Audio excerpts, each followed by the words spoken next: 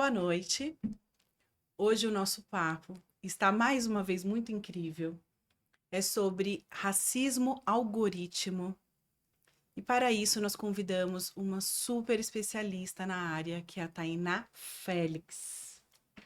Vou precisar da sua ficha, porque eu tenho Por favor. muitas qualidades aqui. Pós-graduada em Gestão Cultural pelo Senac São Paulo, bacharel em Teatro pelo curso de Comunicação das Artes do Corpo, na PUC, é atriz. Já foi professora de iniciação teatral em diversas instituições, inclusive no Beca, né? Inclusive no Beca. Vamos conversar sobre isso. Consultora educacional do Instituto Cultural da Dinamarca no Brasil e da SP Cine Games. Desde 2020 é host do canal da Dell no Brasil. Atualmente é sócia da Game e Arte, onde atua como produtora de atividades socioeducativas e interacionais com games. É também roteirista dos jogos A Nova Califórnia e Amora, e dos Afrogames da trilogia Sankofa Arcade. É Doce, Ilê e Orê. Uau! Tá grande, né? Tudo bem, gente? Sim. É muito prazer estar aqui com vocês, bater esse papo e sempre voltar ao Beca, que é uma alegria. Sofia. Oi, gente, meu nome é Sofia Trindade. Eu tô no Beca desde o ano passado e tô no nono A. Eu tenho 14 anos. Oi, gente, meu nome é Renan. Eu tô no Beca há 5 meses. é, E eu sou do nono B. Show. Vocês foram escolhidos porque vivenciaram essa experiência, né, junto com a Tainá, e vão nos contar um pouquinho mais sobre como foi para vocês, tá bom? Tá bom. Perfeito. Como tudo isso iniciou, Tainá? Bom, vamos lá. Eu acho que é importante primeiro para a gente entender este assunto do racismo algoritmo e como isso se deu em forma de projeto aqui.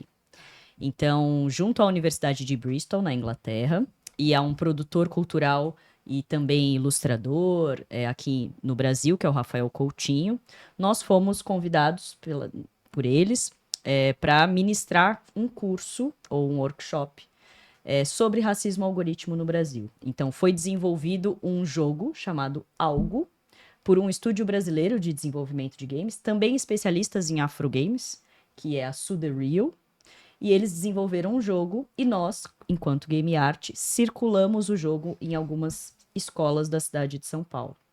Então, é um projeto interpaíses, também meio interuniversidades, e que abrange não só o espaço de educação como um espaço de construção de conhecimento sempre a partir da tecnologia, mas também um espaço social para a gente discutir temas importantes para a sociedade brasileira.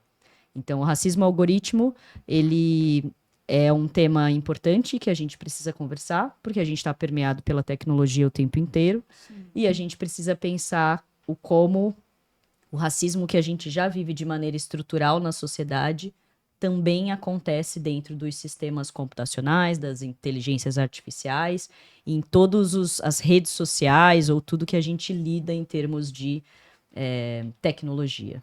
Certo. Sabe que esse tema é um tema importantíssimo, como você disse. Nós estamos sempre discutindo no colégio com os nossos estudantes. Já fizemos um episódio aqui, para quem não assistiu ainda, sobre racismo estrutural, com a doutora Fernanda. Foi incrível. Agora já é o nosso segundo podcast sobre o tema. E para iniciar, Tainá, explica para nós o que seria o racismo algoritmo. O que é esse conceito? Sim, bom. Como vocês já passaram pelo tema de racismo estrutural, acredito que fique também um pouco mais simples e mais fácil da gente compreender racismo algoritmo. Imaginem que, enquanto sociedade brasileira, a gente se construiu e a gente se consolidou dentro de uma estrutura racista. Então, leis foram criadas, sistemas de ensino para uns e não para outros, né? Então, pessoas negras não podiam ir à escola, por exemplo, até um bom período da formação do país. Então, isso ocasiona vários problemas de formação dentro dessa população. muitas outras estruturas de acesso à cultura, educação, bens de consumo, fazem parte do racismo algoritmo, ou do racismo estrutural, perdão. Certo. O racismo algoritmo, ele acontece numa estrutura que é uma estrutura que a gente está permeado, a gente fala sobre, a gente vive com a tecnologia na mão, mas a gente não conversa sobre como ela funciona. Então, vamos imaginar que, da mesma maneira que a estrutura social é racista, os sistemas computacionais que constroem a maneira como você lida com a sua rede social, ou como a sua rede social te entrega conteúdos, ou o seu Spotify, ou Deezer, enfim, o seu streaming favorito seleciona para você um conteúdo personalizado para você. Esse conteúdo personalizado, ele faz parte de um algoritmo preparado para você ou para aquele público. Quando a gente diz que o racismo está dentro do algoritmo também, a gente está dizendo que esses sistemas não funcionam com regras neutras, ou seja, a tecnologia não é neutra, ela é feita por pessoas, e essas pessoas estão dentro de uma sociedade que é racista. Então, mas como é que isso se dá, Tainá, de fato, dentro dos sistemas? Bom, sistemas de reconhecimento facial, por exemplo, dentro da segurança pública. Sistemas de reconhecimento facial vão reconhecer um padrão de criminalidade muitíssimo próximo de pessoas negras sempre. Porque ele foi feito a partir de pessoas brancas. Então, ele vai sempre reconhecer pessoas negras com aspectos ou sinais de criminalidade. Então, existe dentro da segurança pública este sistema que está nos aeroportos, enfim, dentro das polícias e tudo mais, que vai fazer uma divisão de rostos ou corpos que estão passíveis de serem tomados como suspeitos e outros não. Então, isso é um sistema. Como é que a gente fala que esse sistema ele é racista? Bom, ele é racista porque quando ele foi programado com dados que alimentaram essa inteligência ou esse sistema, que não são dados que são correspondentes à diversidade da população brasileira, né? Então, ele distingue o que é um dado positivo de um dado negativo. E o dado negativo, geralmente, no caso desses reconhecimentos faciais, estão direcionados às pessoas não brancas. E eu digo não brancas também porque existem outros casos específicos de reconhecimento facial com pessoas asiáticas, por exemplo, né? E também é racismo algorítmico. Então, imagine que alguns programas, softwares que usam inteligência artificial para abrir com reconhecimento facial, não estavam reconhecendo olhos asiáticos, ou seja, olhos mais puxadinhos, porque diziam que aquele olho não estava aberto. Então, o algoritmo dizia, bom, você precisa abrir um pouco mais o olho para eu conseguir reconhecer você. Mas isso era simplesmente impossível. Sim. Né? Não é uma questão de você abrir ou fechar um pouco mais o olho, era porque aquele algoritmo, aquele programa não estava preparado para tipos ou biotipos que não fossem de homens e mulheres brancas, porque aquilo foi programado por homens e mulheres brancas. Aquilo foi alimentado enquanto dados para aquela inteligência artificial por pessoas brancas. Então, o branco é tomado como um padrão social, como um ser universal. Ele é assim na sociedade, ele é assim dentro dos sistemas computacionais também. Então, tudo que é fora deste padrão não faz parte dos dados que são possíveis e passíveis para algum sistema. Então, parece meio complexo, mas vamos imaginar um exemplo muito simples. Tá. Quando você coloca no Google, na busca do Google, mulher bonita, no Google Imagens, quando você vai olhar o padrão, façam isso em casa. O padrão de mulheres que vai aparecer são mulheres brancas de cabelos lisos. Se você faz o contrário, mulher feia, vão aparecer mulheres negras, amarelas, marrons, né? Enfim, de etnias diferentes, e não mulheres brancas e de cabelos lisos. Então, como é que um algoritmo de busca seleciona aquilo que é bonito ou feio? Que é totalmente subjetivo, né? Exatamente. Que é totalmente subjetivo. Mas não é subjetivo na sociedade. A gente construiu na sociedade o padrão de beleza, do que é aceitável e do que não é aceitável. Então, cabelos encaracolados, então, dentro do algoritmo, não é entendido como um cabelo bonito. Então, ele vai te dar resultados na sua busca que foram alimentados por pessoas que programaram isso e construíram um banco padrão do que é bonito, do que é aceitável. Outro exemplo, assim, muito simples, é quando você faz buscas na inteligência artificial sobre mitos, etc., ele geralmente vai te dar mitos que são mitos vindos da história grega, mitos vindos da história nórdica. Ele não vai te trazer Mitos mitos africanos, africanos, por exemplo. Talvez ele não te traga nem mitos asiáticos, hindus. E a gente tem uma quantidade de mitologias tão diferentes e diversas no mundo inteiro para a construção de histórias, visões de mundo e etc. Cosmogonias, como a gente chama, né? Visões de mundos da criação do mundo diferentes. E ele vai te dar um referencial só do que é mitologia. Né? E por que isso acontece? A gente chama isso de epistemicídio, que é o assassinato de um conhecimento.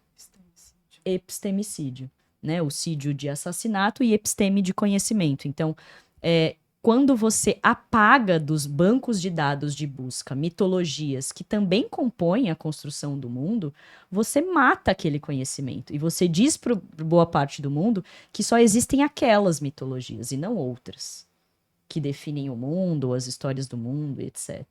Então, o apagamento de informações que são construídas por pessoas não brancas também é racismo algorítmico.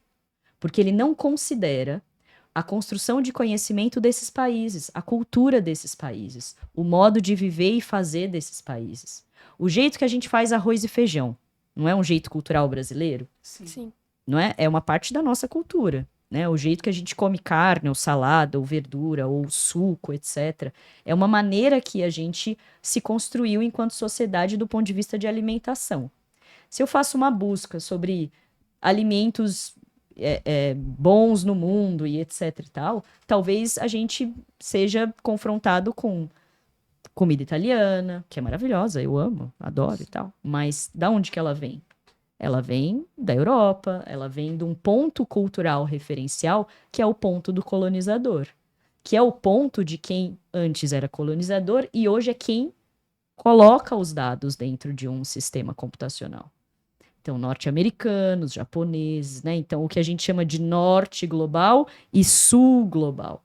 Então, o norte global ainda domina a formação dos sistemas de computação, a inteligência artificial, big datas, né? Os grandes bancos de dados que vão construir isso que a gente tem como inteligência artificial.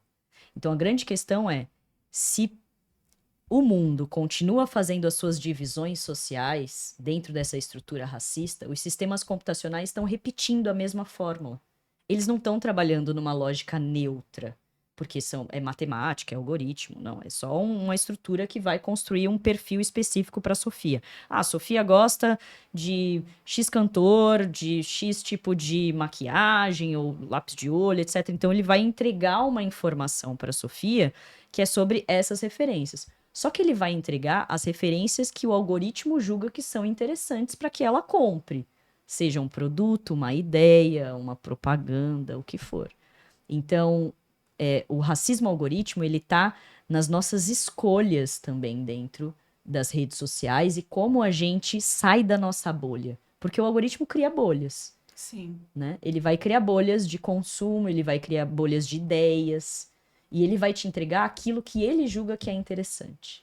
E não aquilo que é, de fato, o retrato da diversidade de um povo, de uma história, de um país e tudo mais.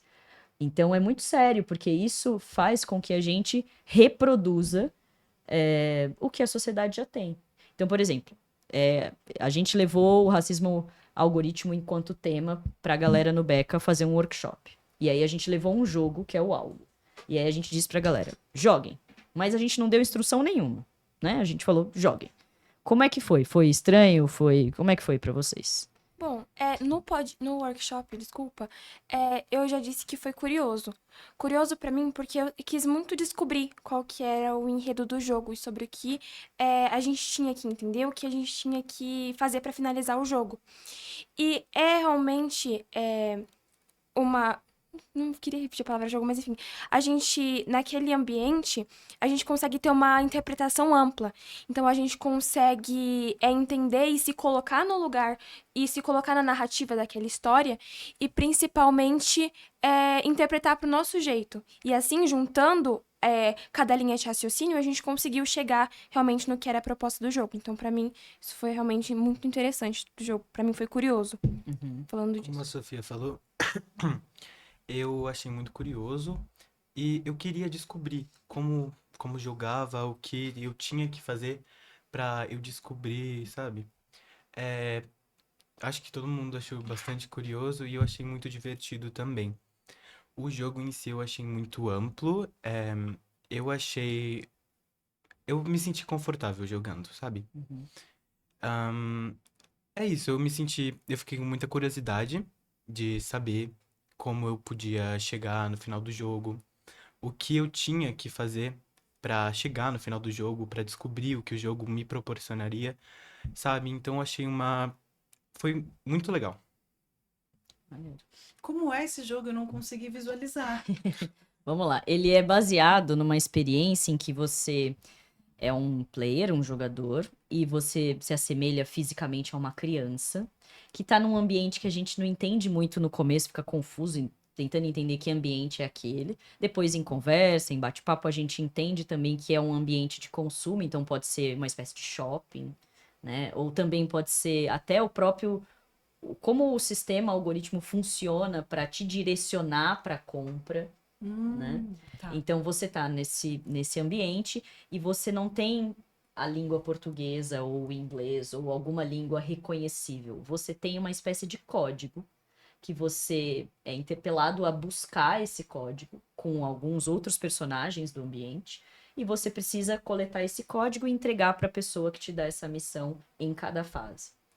Ao fim, São códigos, eles precisam procurar os códigos e a isso, partir daí eles conseguem mudar de fase. isso, Tá. exatamente. Vocês conseguiram entender rápido que tinham códigos que vocês precisavam coletar ou não? De começo eu não sabia, eu não. Eu falei, muito estranho essas letras. Aí depois eu Eram percebi. letras, os Não, códigos. os Ah, códigos, perdão. tá. Aí depois eu percebi que tinha um alfabeto mostrando as letras. E eu tentei descobrir o que estava escrito. E eu ainda falei até com a Sofia. Porque a gente tinha objetos no jogo, objetos e pessoas falando. Aí eu falei assim, o que você acha? Você tenta traduzir os objetos e eu tento traduzir o que as pessoas estão falando. A gente pegou uma folha e começou a anotar. A gente pegou os códigos e foi colocando as letras com o que as pessoas estavam falando e o que estava escrito nos objetos. Foram bem inteligentes, hein? Sim. Eles Eu foram acho que eu estaria lá estrategistas. até hoje pulando, tentando achar o jacaré do Atari para pular na cabeça dele. Pitfall, um jogo ótimo, aliás. É, mas é isso, assim, eles foram super estratégicos, porque eles nem na mesma mesa estavam, assim, então tava um numa mesa de lá, um na mesa de cá, e aí eles combinaram que eles iam fazer isso. Então, assim, foi. Até o jogo não De é. maneira colaborativa, né? Exatamente, o jogo não é cooperativo, mas Uhum. ele se transformou em cooperativo pelo modo que eles escolheram jogar ali na mesma sala, os dois. Certo. Né? Então isso foi bem interessante, assim, que a gente chamou a atenção da gente que estava olhando e mediando de fato a proposta. Acho que uma parte importante é perceber também a nossa necessidade em traduzir coisas, em se entender no mundo, né? Entender o que é preciso fazer. Um jogo tem sempre um objetivo, né? Então, Uhum. a gente é desafiado no jogo a fazer alguma coisa, e esse alguma coisa vai nos levando para uma outra fase, um outro estágio e etc. No caso do algo, você precisa entregar esse código, mas não necessariamente, inclusive eu dizia isso para eles precisavam traduzir esse código. Porque era uma imagem, você encontrava a mesma imagem quase que como um, um caça-palavras, assim, que você encontra a mesma Certo. imagem. Caça-palavras não, um jogo de memória, né? Ah, tá. Que você abre uma imagem e aí você precisa encontrar uma outra imagem igual, né? Então você conseguia ver nos outros personagens quem tinha aquela imagem, pegar aquilo e entregar para a pessoa que te pedia. A questão é que toda essa experiência, ela é muito inspirada num momento social no Brasil que aconteceram rolezinhos. Vocês se lembram disso? Os rolezinhos? Me Era lembro. um acontecimento social interessante que os jovens, ainda no Facebook, marcavam um encontro num shopping. E aí, só que eram jovens de periferia. Sim. Então, que não tem esse passe tão livre assim dentro dos shoppings, de entrar e sair se de fato não forem consumir ali, né? Sim. Então, só que aí marcavam, sim, assim, eram Muitos. muitas pessoas, 100 pessoas, 200 exatamente, pessoas. e que entravam nos shoppings para estar nos shoppings. Só que aquela presença de maneira massiva e também, assim, não agradável para as pessoas que estavam no shopping, geralmente classe média alta, olhavam para aquilo e diziam: bom, esse não é um lugar para vocês estarem, né? Então, foram tomadas várias medidas diferentes em circunstâncias diferentes, do tipo seguranças expulsando as crianças, Sim. ou chamaram a polícia em alguns casos, ou acharam que aquilo significava um arrastão, né? Então, muitos jovens de periferia entrando num espaço vai dar ruim, sabe? Então, assim, por que vai dar ruim? Essas pessoas não têm direito à cultura, ao lazer, à vida social que todas as pessoas têm, né? E se elas quiserem só entrar e passar pelo shopping e não comprarem nada? Assim como todas as pessoas. Exatamente. E se elas só quiserem passar pelo shopping? Você não necessariamente entra no shopping para comprar alguma coisa. Sim. Principalmente quando você é jovem. Às vezes você vai ao shopping para tomar um sorvete, Sim. para encontrar Uhum. galera, para tomar um milkshake. E é isso. Você não vai necessariamente ao cinema, não vai necessariamente comprar uma roupa ou alguma coisa. Você só vai para passear, né? Uhum. Mas por que a esses jovens não era um direito estar ali? Então, o jogo nasce um pouco dessa reflexão, Dos desse rolezinhos. momento dos Que rolezinhos. interessante. Então, você passa um pouco nessa espécie de shopping e, no fim das contas, esse código, essa linguagem que se cria, ou esse alfabeto algo que a gente diz, te diz o seguinte: saia. Saída. Essa pessoa que te pede para fazer isso é o segurança desse espaço. E ele tá pedindo para que você saia. E as pessoas que estão em volta te dizem isso mesmo. Elas querem que você saia. Elas vão te dar aquele código para que você saia o mais rápido possível. Na última fase, tem uma percepção muito sutil, que alguns deles com certeza perceberam, e a gente até conversou um pouco sobre isso, não sei se vocês lembram, mas era o que acontecia com os outros personagens, ou os NPCs, né? Quando o personagem principal passava. Em algumas fases, o que acontecia com as outras personagens? Vocês lembram? Eu lembro na última fase, você se sentia como se fosse coagido a sair.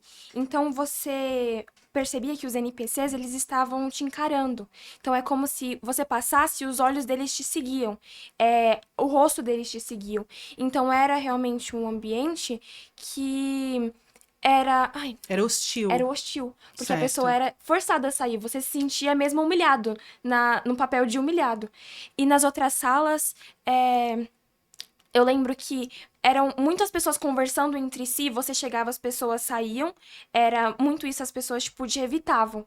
E você perceber isso, você se coloca numa posição do que as pessoas realmente viviam nessas épocas, enfim, dos rolezinhos, ou do que realmente as Que não pessoas... faz muito tempo não, viu, Sim. Sô? É. Faz pouquíssimo não faz, tempo. Não faz. Mas do que realmente uma pessoa preta, negra, enfim, vive quando tá num ambiente. Ela se sente que não pertence nesse ambiente. Eu acho que o jogo conseguiu retratar isso muito bem. É isso. Como a Sofia falou, ela basicamente falou tudo que eu falaria, mas quando eu joguei, eu cheguei nessa parte, eu me senti observado. Eu fiquei muito, tipo, desconfortável, assim, porque toda vez que eu passava, as pessoas olhavam lá no jogo, enfim. Então, eu acho que o jogo retratou isso muito bem. Como essas pessoas negras nos rolezinhos eram tratadas assim, sabe? Então, eu acho que o jogo demonstrou muito bem isso, tipo, em absolutamente tudo. Mostrou muito bem. E é isso. Legal. Essa era um pouco. O jogo ele tem esse potencial, né? De fazer com que naquele momento em que você está jogando, você seja um pouco aquele personagem, né? Então, ele é um exercício de empatia também, né? Em que você se coloca num lugar que não é o seu, né? Então, você é um bichinho, você é um animal, você é um grande guerreiro, dependendo do jogo, etc. Você se coloca um pouco nas vestes daquela personagem para viver aquela aventura naquele jogo, né, X ou Y. Então a intenção também dos desenvolvedores e do projeto era um pouco dizer para o jogador e para a jogadora que é como você se sentiria, né, se você fosse observado, seguido, né? Como é que pessoas negras, periféricas se sentem quando entram numa farmácia e precisam sempre deixar à vista as mãos ou a bolsa fechada, né? Para que ninguém desconfie que você pegou alguma coisa e colocou dentro de uma bolsa, né? Então, existe um estado de sítio que pessoas negras vivem a todo momento na sua experiência social de interação, né? Seja entrando numa farmácia, numa escola, num sistema de saúde em que comprovadamente viu-se que pessoas negras eram tratadas com desdém, etc., ou a própria dor não era considerada. Então, mulheres grávidas, por exemplo, na sala de parto, né, alguns médicos, isso foi atestado, que deixavam a pessoa sentir dor e não usavam anestesia ou deixavam para usar muito depois. Não, pessoas negras suportam dor, suportam mais dor. Meu Deus. Existem pesquisas específicas, clínicas, que mostram isso, assim. Então, essa ideia que se constrói desde o período da escravidão para cá, ela deixa marcas e impactos na sociedade de maneira muito evidente. E isso também se passa dentro dos algoritmos. Isso também vai para os algoritmos de alguma maneira. Porque, no fim das contas, quem programa os softwares, os sistemas, ou alimenta os dados desses bancos de dados, são as mesmas pessoas que continuam, acho que, colonizando o mundo, só que de uma maneira digital agora. Então, é importante que a gente se atente a isso, né? O que a gente está consumindo, qual é a bolha que eu pertenço, né? Social, qual é a bolha dentro dos algoritmos, o que esse algoritmo está querendo me vender? Eu brinquei com eles e fiz assim, ó, abre a rede social, o story, sei lá, do Instagram, e vê assim, story 1, 2, 3 é propaganda. 1, 2, 3 é propaganda. Às vezes 1, 2 propaganda. Né? Você não passa 10 stories sem pelo menos umas 2 ou 3 propagandas, anúncios de alguma coisa. Seja do jogo que você talvez tenha visto, seja de alguma música que você falou, ou seja de algo que você falou próximo do telefone e ele escutou e ele tá te vendendo aquilo. Verdade. Então, os algoritmos, eles estão preparados para vender pra gente. Só que eles estão preparados para vender os produtos que determinadas empresas produzem, e não outras. E não todos. Eles estão preparados para nos mostrar as histórias de alguns povos, e não de todos. Né? Eles estão preparados para reconhecer a face de algumas pessoas, e não de todas. Então é aí que se dá o racismo algorítmico. Ele tem um impacto, que é o impacto que a gente tem quando a gente usa qualquer aparelho, quando a gente viaja, passa no aeroporto. Eu contei para eles que é curioso como eu sou sempre revistada aleatoriamente. Aleatoriamente! Né? Então, será que é aleatório mesmo? Né? Então, é muito doido como isso acontece. Né? Como o sistema seleciona quem vai ser revistado ou não. Né? Então, é importante a gente tomar conhecimento sobre isso e entender como as redes funcionam, como a inteligência artificial funciona, para a gente melhor usar, porque ela tem muitos potenciais, é isso. Ela tem muitos potenciais para nos ajudar a fazer muitas coisas e otimizar o nosso trabalho para muitas coisas. Mas é muito importante a gente ter consciência e sermos críticos e usarmos a tecnologia com criticidade, assim. Pensando em como ela pode ajudar, mas em como ela também não está nos alienando de alguma maneira. Sim. Né? Nossa, essa discussão Você percebeu que eu fiquei sem palavras. Geralmente eu falo muito, né? Geralmente eu falo muito. Mas é que é tão impactante e é tão importante trazer à tona essa discussão, porque tirar mesmo, sabe, vendas que não nos deixam ver algumas situações, algumas realidades, né? E nós estamos indo muito a fundo nessa discussão no Beca. Uhum. E eu tenho certeza que muitas pessoas estão em casa ouvindo, assistindo, estão assim... Nossa, vocês ficaram com essa sensação? Sim. Eu fiquei, porque realmente é um assunto muito profundo, muito necessário e muito sensível, Uhum. né? E cruel, É, muito cruel. ele tem um caráter cruel que é de repetir o que a sociedade já faz de maneira cruel com pessoas não brancas, né? Então ele é cruel e é por isso que a gente precisa falar dele, para Sim. que ele não siga cruel. Então, por exemplo, existe uma pesquisadora carioca, na verdade, é, ela- hoje ela está no Rio de Janeiro, mas é a Silvana Bahia, e ela diz o seguinte: olha, a gente não pode se transformar em pessoas invisíveis também dentro desse universo digital. Porque nós somos, enquanto pessoas negras, invisíveis para a sociedade. Né? Então, quando nos é interessante, ou quando nos colocam em espaços de servidão, aí sim a gente faz sentido naquele contexto. Se não está no contexto de servidão, não faz sentido. Então, no caso dos algoritmos, a gente precisa formar novas pessoas, pessoas Isso. diversas, para que essas pessoas estejam nos espaços de programação. Né? Então, ela tem um projeto incrível no OLAB, que é um laboratório incrível, onde ela forma mulheres negras em tecnologia. Então, assim, é um impacto muito concreto Muito. de como ela pretende pensar esse futuro modificado, para que mais pessoas diversas, pessoas periféricas, LGBTQIAP+, estejam em todos os lugares. Porque é cada perspectiva de cada bolha que vai construir o conhecimento diverso e plural, como a gente espera que ele seja, e não direcionado. E não, é isso daqui que a Sofia precisa consumir. É esse tipo de roupa que você deve consumir, né? Então, é importante a gente estar atento para isso, porque Sim. a gente não pode ser invisível, né? As pessoas têm histórias, vêm de lugares, têm famílias, vêm de povos diferentes, de mitologias diferentes. Então é preciso que a gente conheça isso e que a gente não descarte isso como menos importante, né? Não faz parte da minha vida, da minha realidade, isso daqui não me importa. Isso eu vou aqui só no que me Ou isso importa. não existe. Ou isso não O existe, o que que é é pior pior. ainda. O que é pior ainda, que é deslegitimar o conhecimento de alguém, a Sim. história de alguém, o cabelo de alguém, enfim.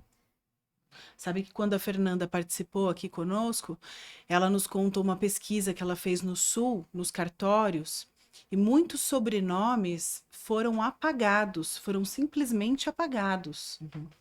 Foi também bem impactante, assim, bem interessante. Para quem não viu ainda esse episódio, vale muito, muito, muito a pena.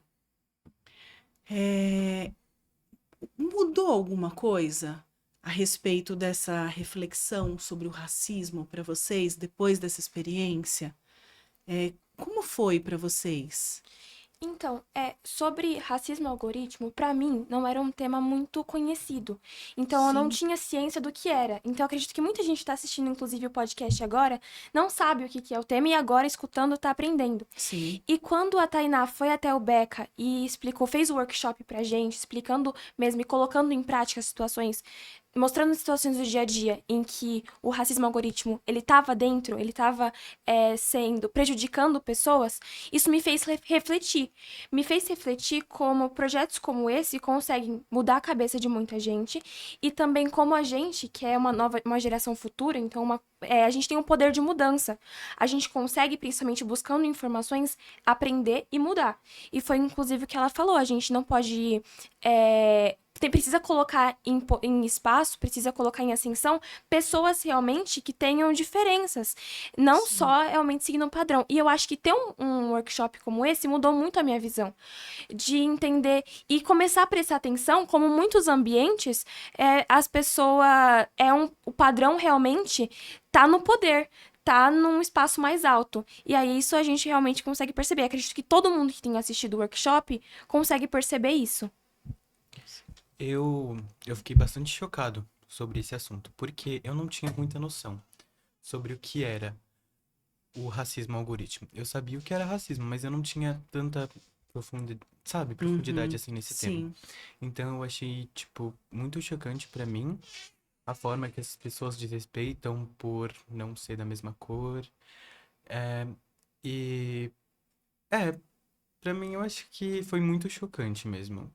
E eu acho que muitos adolescentes, essa aula, pra mim, mudou muito minha visão. eu refleti muito sobre essa aula porque eu não fazia ideia. Eu sabia o que era racismo, mas eu não sabia muito assim sobre.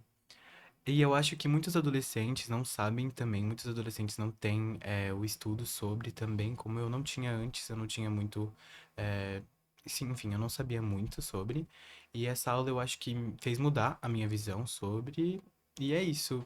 Eu fiquei chocado, mas eu achei essa aula muito importante. Eu acho que todos os adolescentes deviam ter a oportunidade de assistir uma aula dessa e saber um pouco mais sobre. Show. É até mais do que uma aula, né? Uma experiência, né, Tainá? É porque o nosso método de trabalho com educação em videogame, ele preza pela experiência significativa, né? Então, assim, pensar em educação inovadora ou tecnológica não é dizer que isso vai substituir o modo que a gente entende educação até o momento, ou o contexto de educação que a gente tem no Brasil, com tantos problemas e tantas questões, principalmente na rede pública de ensino. Mas é pensar como a tecnologia, que já faz parte da vida dos adolescentes, como o videogame, que faz parte de quase 70% do tempo dos adolescentes no Brasil, isso é uma estatística muito grande. Então, imagine que 70% do tempo de adolescentes de 12 a 17 anos e meio é jogando videogame. Então, assim, Por que não usar essa por que estratégia, não né? usar essa Para estratégia? conscientizar. Exato, para Incrível conscientizar sobre a tudo, ideia. sobre questões e temas importantes, mas sobre como trabalhar em equipe, sobre como é interessante a gente. Sofia tem um aspecto assim. Renan. Renan, desculpe, perdão, Renan. Eu ia dizer Renato. Renan. Tem uma característica Y. Como é que eles dois juntos eles conseguem potencializar um conhecimento? Né? E isso também se dá pela experiência. Então, o jogo, ele é uma experiência de imersão. Você tá lá, você é aquele personagem. Você é aquela criança perdida num shopping, buscando ajuda, e você se encontra num beco meio sem saída, com uma linguagem que você não fala, um código que não é seu. Ou seja, você vive uma experiência imersiva de não pertencimento. Então, Sente na pele, né? como é que é sentir Mesmo que num ambiente virtual. Que para eles exatamente? tem muita potência, Que né? tem muita potência. E assim, não só para eles, eu digo assim, para muitas pessoas, né? O jogo ele é intergeracional. Então, a capacidade que eles têm de aprender muito rápido os sistemas digitais, a gente tem de interpretar, né? Então, nós, enquanto tutores, professores, educadores, comunidade educadora como um todo, tem o potencial de chamar atenção para perspectivas que talvez eles não percebam enquanto jogam. Então, joguem juntos. Isso é um convite que eu faço para todo mundo, pais, educadores. Joguem juntos com seus filhos e Eu adolescentes. ia te perguntar sobre esse jogo em específico. É possível acessar em casa o jogo? Com certeza, o É algo possível? está disponível dentro de uma plataforma que a gente chama de itch.io, que é uma plataforma de distribuição, compra e venda de jogos independentes, como a gente chama. Imagine que Tá. tem o mainstream dos jogos e tem os jogos independentes, bem como o cinema. Você tem o mainstream do cinema e você tem os filmes que não saem em todos os lugares, não estão em todas as telas. Os jogos digitais também têm um pouco essa divisão, Tá. né? Então, são jogos independentes. Você encontra geralmente em plataformas independentes. E o itch.io é uma dessas plataformas, que você encontra jogos de várias partes do mundo, de muitos independentes, estúdios independentes ou desenvolvedores independentes do mundo inteiro. Tá. E o algo tá por lá. Então, se você colocar no Legal. itch.io, Nós vamos colocar algo, aqui nas mensagens, então, para quem isso, está acompanhando, se você quiser passar por essa experiência, eu com certeza por favor. farei. E quais outros jogos existem nesse sentido, assim, com esse objetivo? Existe, assim, uma quantidade absurda de jogos que não estão dentro do mainstream, ou seja, não são jogos que todo mundo conhece, que todo mundo joga, que tá nos consoles e tudo mais, mas que, além de independentes, a gente pode chamá-los alguns de afrogames. O que Então, são afrogames? boa. Afrogames são jogos criados majoritariamente por pessoas negras com temáticas negras. Então, o que é isso? Jogos que falam sobre culturas negras variadas e diversas. Por que eu digo culturas no plural? Isso é importante, professora, de português, inclusive. Que é pensar que não é uma cultura negra. Não São é um vários. jeito de olhar a cultura negra, mas são múltiplas. São múltiplas formas que você tem para olhar culturas negras. Então, vai ter a cultura das religiões de matriz africana. É um tipo de abordagem. Muitas religiões. Muitas religiões. A gente pode falar do Sim. candomblé e da Umbanda, mas tem um Muitas. universo de religiões. Você Certo. pode falar da perspectiva da música negra no Brasil, por exemplo. Grandes autores, compositores, intérpretes negros. É uma cultura negra específica. Você Tá. pode falar sobre a cultura dos imaginários, das histórias, das mitologias africanas, Das lendas. dos ditos, do que um mestre griot. Dos griots, eu ia falar sobre eles. Exatamente. O mestre griot é um contador de histórias, né? Tradicional da cultura. Aquela pessoa geralmente é um ancião que manja todas as histórias daquela comunidade e tem a missão de contar para as pessoas aquela história e manter que aquilo fique vivo naquela comunidade, Sim. né? Então eu costumo dizer que a minha avó era uma mestra griot e talvez por isso que eu tenha virado uma contadora de histórias, seja no teatro ou agora no videogame enquanto roteirista. Mas qual a nossa capacidade de, através dos afrogames, então enquanto desenvolvedores negros no Brasil, independentes, etc., de criar histórias que não estão nos videogames.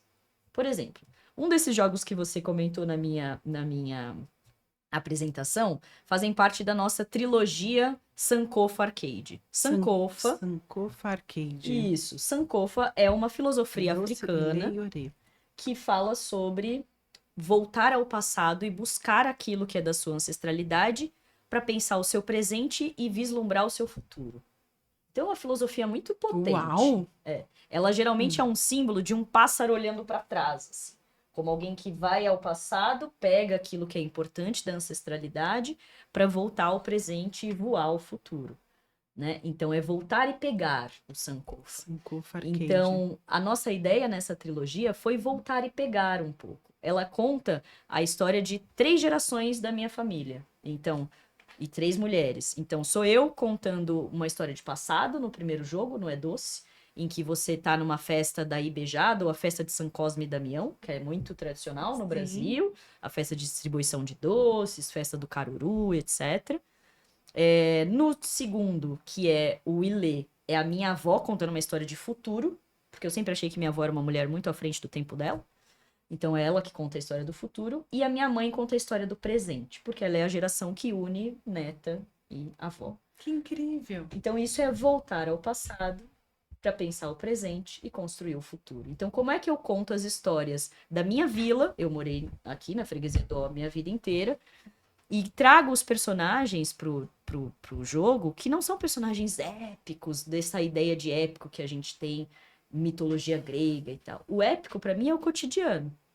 Então, o cotidiano é o seu Zé da Vendinha, que vendia doce, tava lá e tudo mais. É a dona Cissa fofoqueira, ela vai me ouvir agora, porque ela tá viva ainda. Que, né, manjava tudo do bairro e tudo mais. Então, essas pessoas são as personagens dos meus jogos.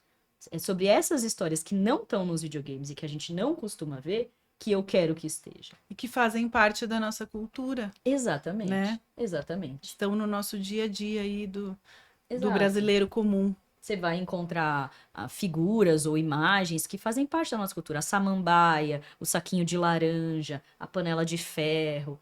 Todas essas coisas a gente comumente encontra em jogos que a gente joga. Mas se a gente pensar numa perspectiva de por que os desenvolvedores brasileiros não estão contando as nossas histórias? Ou se estão, onde estão esses jogos?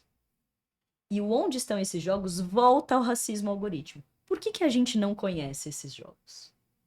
Por que eles não estão sendo divulgados nas grandes plataformas? O que as grandes plataformas mostram como possibilidade de jogo para a molecada? Então isso também faz parte daquilo que a gente diz que é o que não aparece, ou o que some, ou o que fica invisível dentro do digital, e a gente não tem a menor ideia que aquilo existe. Porque aquilo não chega pra gente na próxima propaganda do story do jogo que você pode jogar. Isso não faz parte do algoritmo, não é interessante para o algoritmo porque não dá lead, não dá visualização, não dá etc, etc. Ah, não é interessante. Ah, faz uma crítica a XY governo, etc e tudo mais. Então, não, polêmico demais, não pode estar aqui e tudo mais. Então, fazer jogos que a gente tem a nossa cara, então, das nossas brincadeiras de rua, né? Então, existem jogos incríveis no Brasil que vão colocar a Kombi como um personagem interessante, ou vão colocar as Palafitas do Recife e o Chico Science, por exemplo. A Mangrove Games é um desenvolvedor de game de Recife maravilhoso. São uns guris que moram numas palafitas, num bairro periférico da cidade, e que resolveram virar desenvolvedores de games, passaram por um curso e tal, de tecnologia, acharam aquilo o máximo e começaram a desenvolver game. Eles fizeram um jogo chamado Mangue Beach. E Mangue Beach foi um movimento cultural importantíssimo no Nordeste, no Recife, Chico Sainz, etc. Então imagina que um jogo traz elementos da cultura do Recife, as casas de Recife, a cultura, né, do mangue, Do mangue. e ainda fala sobre coletar lixo, que você coleta lixo do mangue. Então, assim, é um jogo super lindo, mas que a gente não tá falando sobre ele. Porque não tá dentro da lógica do algoritmo de te vender um jogo que é um jogo bacana para você jogar e tal. Então, o meu convite sempre para as pessoas é: conheçam jogos brasileiros. Existem preciosidades, coisas lindas. Eu mostrei um para eles durante a nossa atividade, que foi o Árida. É um jogo lindo, baiano, que já faz parte, inclusive, de parte do sistema educacional em Salvador. Né? É um jogo lindo em que você é uma menina nordestina na época da Guerra de Canudos e você tá tentando fugir da fome, da seca e etc. E é um survival no sertão. Assim, você precisa sobreviver. Você aprende a cozinhar, aprende a caçar, aprende a fazer comida e etc. E você precisa sobreviver até o fim do dia sem morrer de sede, sem morrer de fome. Então, assim, o quanto um jogo desse aproxima pessoas de uma realidade que a gente não faz a menor ideia de que existiu ou exista, ou etc. Então, isso são as histórias do nosso povo, são as personagens que a gente não tá sabendo que existem dentro desse universo digital, sabe? Nossa. Eu falo muito, desculpa, gente. Olha, não. Sabe que passa tanta coisa pela minha cabeça nesse momento? A primeira, eu preciso jogar mais. E eu preciso jogar esses jogos. Uhum. Eu costumo dizer que se você não joga, é talvez porque você não tenha encontrado seu estilo de jogo favorito. Eu encontrei no Atari, mas ficou lá. Então, eu vou te mostrar os meus afrogames porque eles se jogam com manete. Ah, adoro, adoro, adoro, adoro. Porque essa é uma outra coisa, que é o quanto o jogo pode ser intergeracional, ou seja, o manete é uma parada Atari, né? Amo. Um negócio, né? Um botão, um manete aqui, ou fliperama, né? Um manete aqui, botões aqui e tal. Então a gente quis retomar na trilogia também uma coisa que é o jogar junto. O jogar todo mundo em volta do fliperama. Legal. Né? Então, como é que a gente brinca sobre isso? A gente fez um score, né? E dá pra encontrar essa trilogia também? Também. Essa vocês vão encontrar dentro do Linktree, enfim, do nosso Instagram. Então, Talk to Game Art no Instagram. E aí lá no Linktree vão ter todos Nós os jogos. vamos colocar aqui nas mensagens também pra vocês. Isso, e vocês podem... Eles estão livres, estão abertos, enfim, não tem um valor e nada. Eles Quero muito jogar isso aqui, ó. É doce, fiquei super curiosa. Isso é muito legal. É o seu dia, você tá coletando doces na rua principal da vila e você não pode encostar em ninguém. Encostou em alguém, game over. E esse alguém é o seu Zé da Vendinha, que ficava bravíssimo porque não ia vender doce aquela semana, e todas as pessoas que não queriam que você participasse um pouco daquela festa. O fundo da história tem um pouco a ver com intolerância religiosa. Mas só legal. percebe isso quem vai um pouco a Importante fundo. discutir isso também, hein? É, Muito quem vai um importante. pouco a fundo. Mas a brincadeira você coleta doce. Sim. Ponto. É isso. Legal. Quem coleta mais doce é o vencedor. Acabou. Você estava dizendo que viveu ali na freguesia do Ó. Sim. Fala pra nós um pouquinho da sua trajetória no Beca. Ih, olha só, essa história é boa, hein? Eu fiz o ensino médio no Beca. Eu fiz o primeiro, segundo, terceiro colegial. Eu não me lembro o ano, eu nunca me lembro. Porque já passou bastante tempo, gente. Mas uma coisa muito legal do Beca era que a mudança do fundamental para o médio ela é muito importante, né? Vocês vão passar por isso daqui a pouco. Ela é muito importante porque ela acho que inaugura uma fase dentro da escola que é o quanto aquele conhecimento e aquelas pessoas vão se eternizar em você, né? O quanto aqueles amigos vão fazer parte da tua vida. Eu tenho amigos do Beca até hoje que converso, bato papo, saio e tal. Não só os amigos, colegas de turma, mas os professores que acabaram virando colegas também, porque eu virei professora do Beca, né? Eu fui professora de teatro do Beca durante 3 ou 4 anos. Depois que eu saí do curso técnico e peguei o meu diploma e etc e tal, e eu ainda fazendo faculdade, já fui dar aula no Beca. E acho que a minha temporada, seja como aluna ou como professora, foi uma temporada, acho que muito feliz, assim, né? Eu aprendi muitas coisas, não só do currículo, mas eu aprendi sobre convivência no Beca, assim. Eu acho que era uma convivência muito boa, sabe? Entre professores, coordenadores, alunos, o pessoal da limpeza, o pessoal da cantina, assim, o pessoal das peruas. Acho que um universo que a gente vive, acho que enquanto a gente tá na escola, que faz tudo, parece um jogo. Faz muito sentido aquele jogo, porque a gente tá naquele universo, os amigos fazem sentido. Depois que a gente sai da escola e que a gente vai pra faculdade, a gente vai se encontrar com muitos outros universos. Porque as pessoas são criadas de maneiras diferentes, vêm de bairros diferentes. Então aqui era meio todo mundo da freguesia, no máximo do bairro do Limão e tal. Então a gente coabitava um mesmo ambiente, um mesmo referencial, né? Então acho que foi um momento importante para mim, não só para eu consolidar aquilo que eu queria fazer, que era teatro, de fato. Encontrei um grande professor de matemática, que era ator, mas que era um grande incentivador, assim, um grande amigo. E Kátia Arcas, né? Que não tenho o que dizer, né? Kátia Arcas, acho que ela foi paraninfa de pelo menos 15 turmas consecutivas no Beca, ou mais, Sim. não sei quantas. Mas Kátia era um oásis, assim, acho que pra mim. Porque acho que era uma professora que olhava pra gente, pelo menos pra aquela turma, assim, vou dizer muito pessoalmente, de uma maneira muito particular, assim. Acho que ela entendia a gente de uma maneira muito individual, mas também no coletivo. Ela entendia como cada turma, acho que funcionava, assim, e virou uma grande amiga, e de ir na casa e tudo mais, Ela traduziu o nosso primeiro jogo, o A Nova Califórnia. Ela traduziu pro inglês, e o jogo já foi baixado em mais de 170 países, porque tá na internet, né? Então isso facilita muito. Com a tradução da Kátia. Então foi Que para todo incrível. mundo com a tradução da Kátia. Então a minha história com Beca, ela é uma história sempre muito próxima, né? A gente volta sempre ao Beca que a gente tem um projeto. Ai, Kátia, tem um projeto assim, assim, assado. Ligo pra ela e falo, não, vamos fazer acontecer e tal. Com o apoio da Catinha também, que é sempre maravilhosa, sempre me recebe com muito carinho, sempre. Espero que você volte muitas vezes. Sim, com certeza. Muito obrigada pelo seu tempo, foi incrível. Aprendi muito, muito. Tenho certeza que todos que estão em casa assistindo também aprenderam. Vou aprofundar aqui nesses jogos, com certeza. Me comprometo a falar mais com os meus estudantes sobre isso. Hoje, realmente, assim, eu já tinha uma visão sobre isso e hoje eu consegui, sabe, abrir mais a janela para esse mundo que precisa, sim, ser desvendado e revelado para todas as pessoas e principalmente para os estudantes, né? Agradeço o tempo de vocês também. Obrigada, Renan. Obrigado, eu. Obrigada, Sofia. Obrigada pela oportunidade.